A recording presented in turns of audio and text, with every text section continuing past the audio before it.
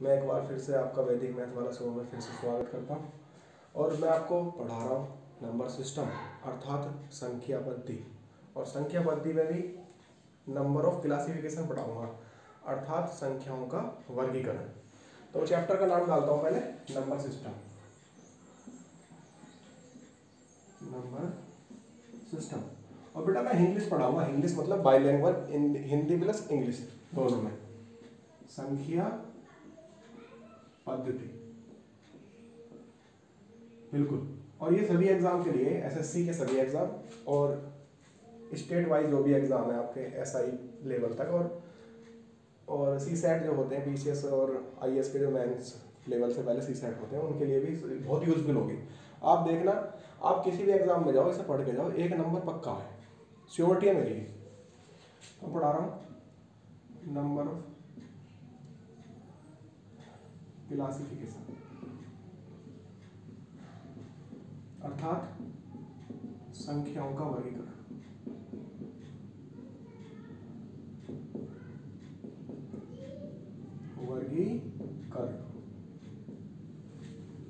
तो मैंने सबसे पहले मेनली संख्याओं को दो पार्ट में डिवाइड किया है, फिर एक पार्ट और जोड़ूंगा। सबके राइटरों के अपने अपने तरीके हैं पढ़ाने के, अलग अलग बुकों में भी अलग अलग तरीके से हो रहा है।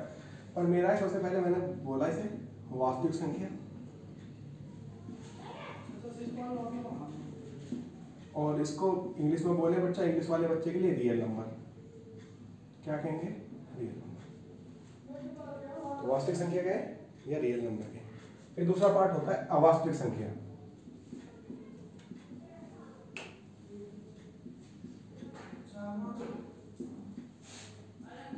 या इमेजिनरी नंबर। अब इनको समझ लेते हैं क्या होते हैं। वास्तविक संख्याओं में आप सबसे पहले आप ही हमें बताएंगे कि नंबर मैंने माना 0 पे न्यूट्रल होता है, फिर उससे अगला नंबर 1 2 3। तो नंबर कहाँ पे एंड होती हैं? नंबर कहाँ पे एंड होते हैं? तो एक बच्चा बोला 100 पे एंड होते हैं, फिर मैंने बोल दिया कि 100 एंड पे। तो आप कहीं पे भी नहीं बता पाओगे। जब आप बता ही नहीं पाओगे तो हमने उसे कह दिया प्लस इन्फिनिटी पे होते हैं। प्लस वाले नंबर कहाँ पे एंड होते हैं? प्लस इन्फिनिटी पे। और स्टार्ट कहाँ पे होते हैं? इससे पहले -1 होगा, इससे पहले -2 होगा, तो माइनस के नंबर आ रहे होंगे। तो स्टार्ट कहाँ से मान लिया मैंने? माइनस इन्फिनिटी पे। किस पे मान लिया? माइनस इन्फिनिटी पे। तो वो नंबर जो प्लस इन्फिनिटी और माइनस इन्फिनिटी और प्लस इन्फिनिटी के बीच में लाई करेंगे वो सब वास्तविक संख्या कहलाएंगे। क्लियर है? अब पढ़ते हैं अवास्तविक संख्या या इमेजिनरी नंबर कहते हैं इन्हें। तो रूट के वो नंबर जो नेगेटिव में हो, अंडर रूट के नंबर जो नेगेटिव में हो वो इमेजिनरी नंबर कहलाते हैं। क्यों कहलाते हैं इसका भी रीजन दूंगा मैं आपको। वैसे और एग्जांपल देख लेते हैं। इसके एग्जांपल है -7 -4, ये सब एक्सेट्रा, ये एग्जांपल है इसके।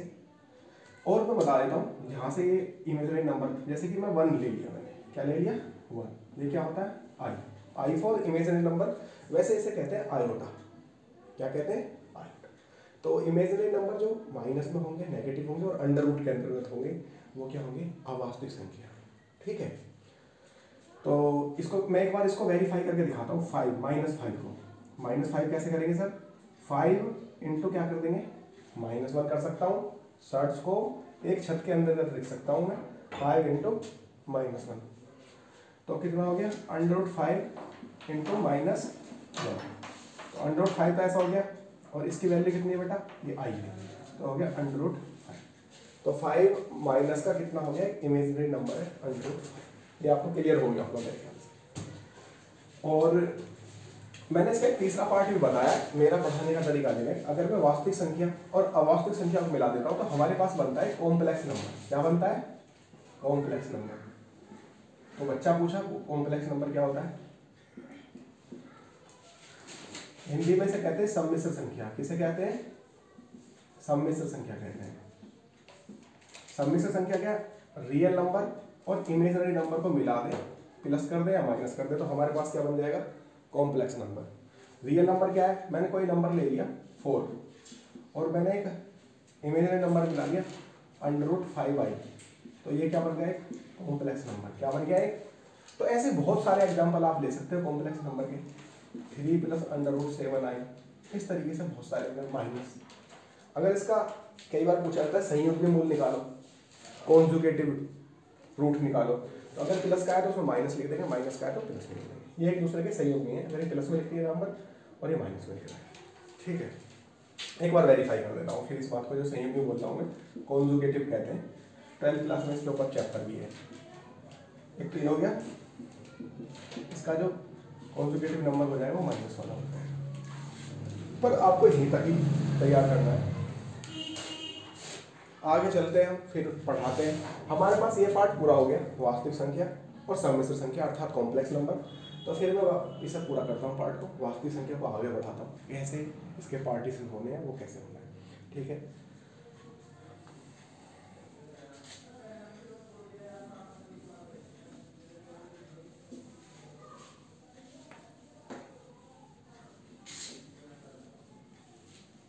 फिर हमारा टॉपिक है अभी जो हमने रफ किया था, रियल नंबर अर्थात वास्तविक संख्या।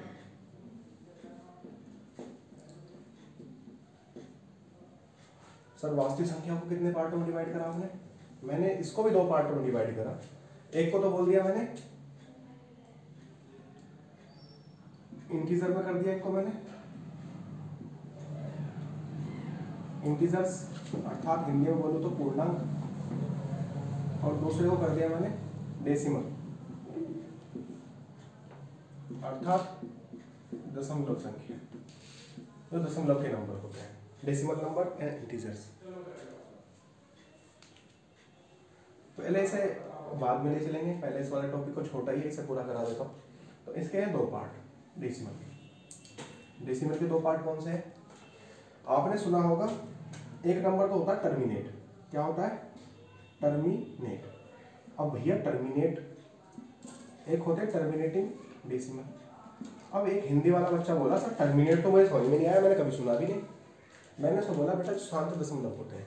क्या होते हैं? शांत दशमलव।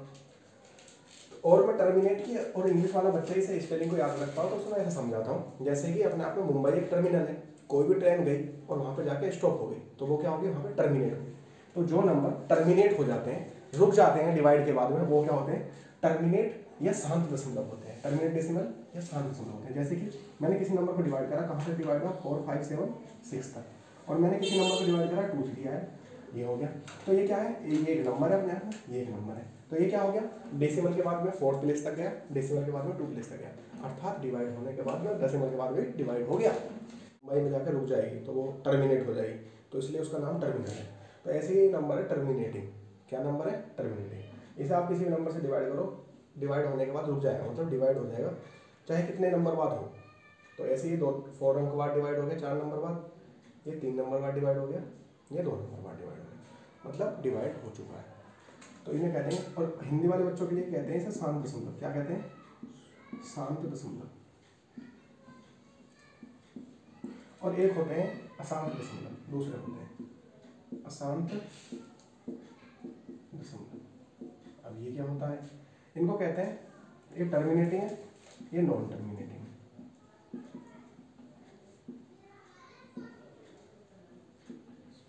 Non terminating decimal. तो इसके 2 पार्ट हैं। इसमें 2 पार्ट कैसे हैं?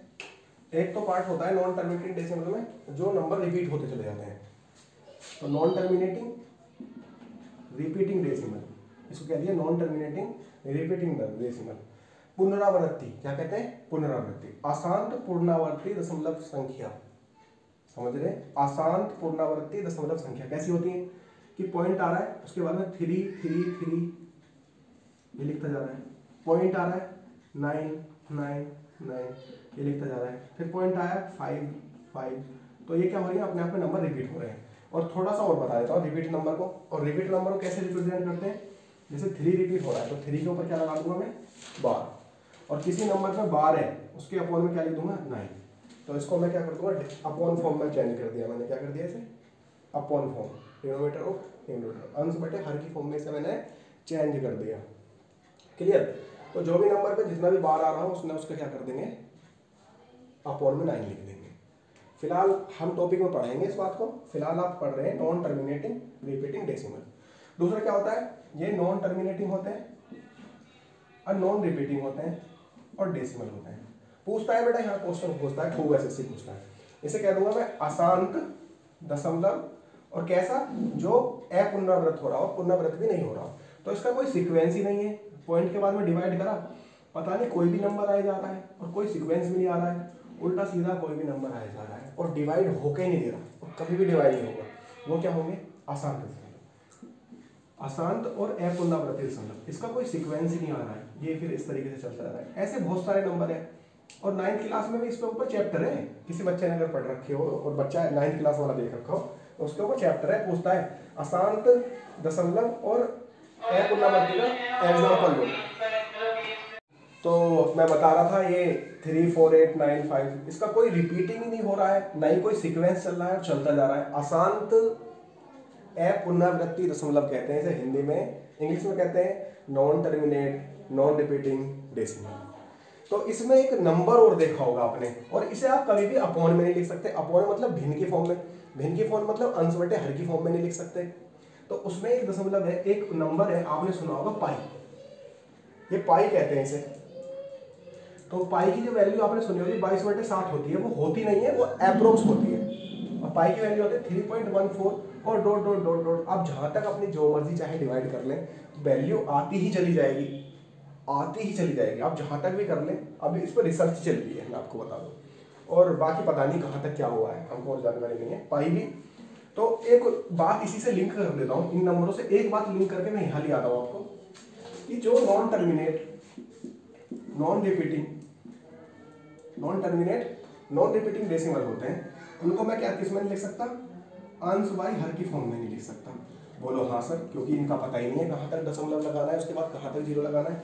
इसे न्यूमरेटर अपॉन डिनोमिनेटर वाली फॉर्म में नहीं लिख सकता। तो अर्थात जो अंश बटे हर की फॉर्म में नहीं लिखे जाते उन्हें क्या कहते हैं, अपरिमेय संख्या कहते हैं सर। ये भी मैंने पढ़ा हुआ है और बाकी अभी टॉपिक में फिर दोबारा पढ़ाऊंगा।